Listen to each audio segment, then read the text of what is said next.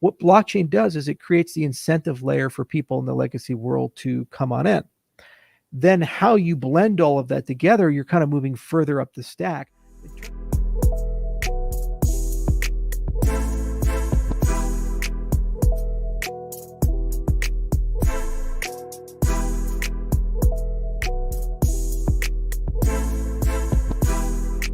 Charles, what are your thoughts on the potential of tokenization to revolutionize the commodities market, particularly in terms of transparency? We already touched on the efficiency part, and as we aim to achieve this with Palmyra. Additionally, could you discuss any significant obstacles that might prevent tokenization from reaching its full potential in this sector?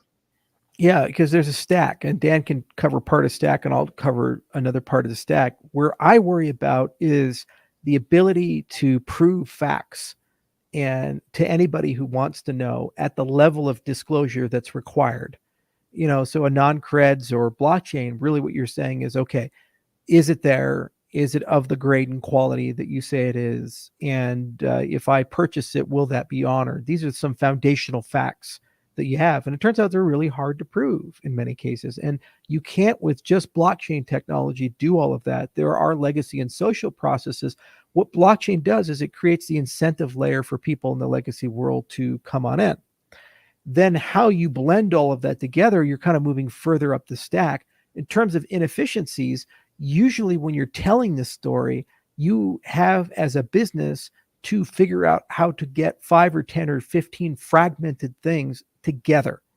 And then your business model is not the marketplace. It's the fact that you're the first to crack the fragmentation problem.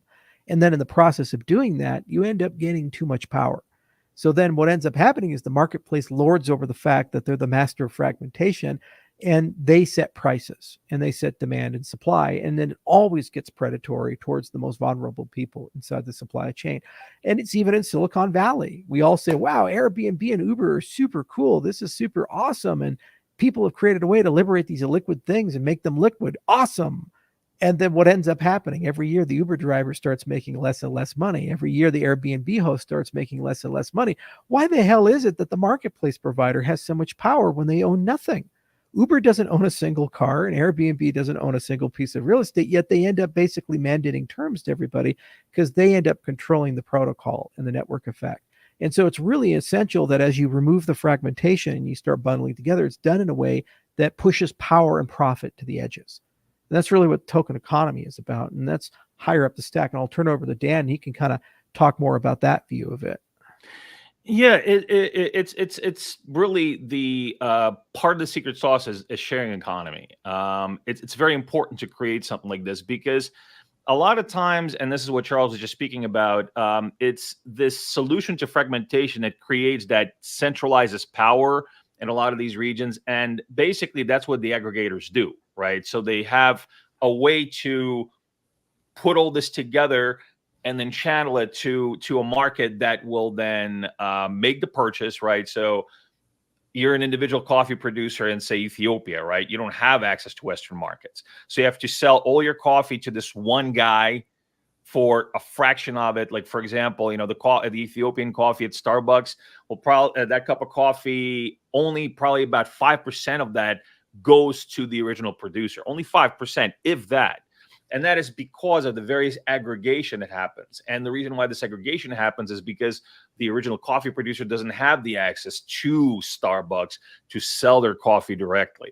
So what you have to do, but this is not a sustainable model because in the end, it suffocates markets. In the end, it suffocates economies because it's just like with centralized systems, there is a single point of failure that can destroy an entire industry. So basically, you just have to hit a couple of these aggregators and the whole industry suffers. Right. And this has happened. This happened during COVID, because there wasn't a more decentralized, a more spread out approach to a lot of these industries, especially in developing economies. They suffered tremendously. They saw a huge decline in exports. They saw a huge decline in revenue because there just wasn't a way for these guys to do anything. Okay, so this guy is out of commission. What do I do? What do I do with my tea? What do I do with my coffee? What do I do with my grains? Okay, I have it, but what am I going to go out on the street and sell it? You can't do that. So that is, in essence, what you have to do is you have to create this decentralized sharing economy model that is sustainable and scalable. Now, also, how do you figure out what is needed for that? And is it traceability? Is it, say, on-chain certifications? Is it on-chain warehouse receipts? Is it financing, easier access to financing? It's kind of all of the above. And it is also knowing how to move around the pieces to accommodate particular jurisdictions, because not all jurisdictions can be painted with the same brush. So you have to be able to adapt, and you have to be modular when you're approaching these jurisdictions. And the bottom line here is also to listen to your target audience, to listen to your users, to see what they need, and to understand what is the needs of that particular economy. So it's almost like, I mean, it's a bit of a cliche, but you have to think globally and locally at the same time when you're developing these systems, and understand that there's not one single solution to it all, because if there was one solution, somebody would have probably already found it. And a lot of times they have. But if there's more advancement needed, that means that is not the only solution. And so you have to try things, you have to move pieces around, and you cannot be opposed to pivoting. Because also, and look, with Cardano, we had to, I mean, the fundamentals stayed the same, but we had to move things around a little bit to make things work, right? It's the same with anything, it is the same with any kind of evolving system. You have to be open to change and open to pivoting while maintaining your core values and core principles. So, I mean, that's really the secret sauce of it. It's and also, being agile. Yeah, and also just the Amazonification of things. When Amazon started, it was a book company, but under the hood, they were marketplace, and then under the hood, they were web hosting company. Under the hood, they were an AI company. And so you talk about long tail market, do T well as an example, but then you actually have all the infrastructure for general purpose commodities exchange for long tail commodities and highly fragmented markets. And then you can grow from that to a larger, and eventually the largest commodity exchange in the world, by volume. And that's why we built Cardano, in Midnight. It's for real world assets and to remove fragmentation and information asymmetries so people don't get screwed. Nothing would be more satisfying in my life than some farmer somewhere being able to verify that he's only getting 5% or 6% of the value of what he can sell his goods for. In fact, there's a book written by Mike Manelli, and it's The Price of Fish. Turns out it's really hard to know what the price of fish are. You catch a tuna, like, how much is that actually worth?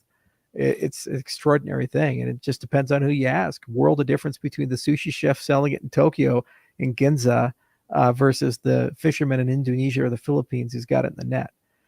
So there's a whole process there. The better job that we do as an ecosystem at putting these pieces together, the more fair markets become, the higher liquidity they get, the more velocity they get, and the more understanding we get about the nature and fragility of global markets. So I'd like to see that happen, and it's why we created Cardano in the first place, was to bank the unbanked, and part of that was also to make it fair, for everybody. And this is yeoman's work. It's not sexy to go to the tea markets of Sri Lanka or these types of things and work your way through. It's a real fun road trip, but to actually figure out how do I innovate there when people have done things the same way for hundreds of years is a daunting task. And then asking, how do you go from 1 to N, where you expand beyond that and grow beyond that? For example, I'm going to be in Argentina this month and setting up things for the Constitutional Convention, but we're also talking to all the local businesses. There's a huge commodities market down there. You better believe it, that if we find something that we think would be good for Zengate, we'll throw it over the fence as a professional courtesy, because we just want these ventures to succeed, because we know that embedded within their DNA is this idea that things ought to be fair, and we ought to build markets for everybody, not just somebody. Yeah, it's really working with Charles for all these years and kind of seeing. I mean, again, starting from that initial conversation that we had, the first conversation we had, 8 years ago over Skype, and kind of working in that particular environment. I was what really did drive me is the vision.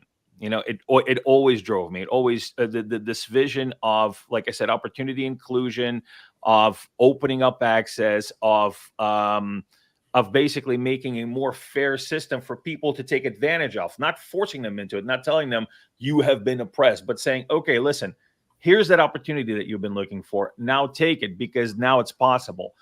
Those first principles really is what really kind of inspired me through my work at IOG. And that's what inspired the creation of Zengate and the creation of Palmyra, because I believe, and our team believes, that we're working on the same first principles as Cardano, and the same first principles as the Cardano ecosystem and as the Ergo ecosystem have been founded on.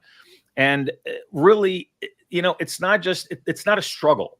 It's not a struggle. If you really understand it, it's actually empowering, because if you really go back to these first principles, all these pieces fall into place. Why does this make sense? Why does this make sense? Why does this make sense? It all makes sense because you go back and you think, okay, so why am I in this? What is the point? And and then you start figuring out solutions. You start figuring out what will accelerate things and what will evolve things. So yeah, I'm very much still driven by those same principles that Cardano was founded on, and our conviction is stronger than ever.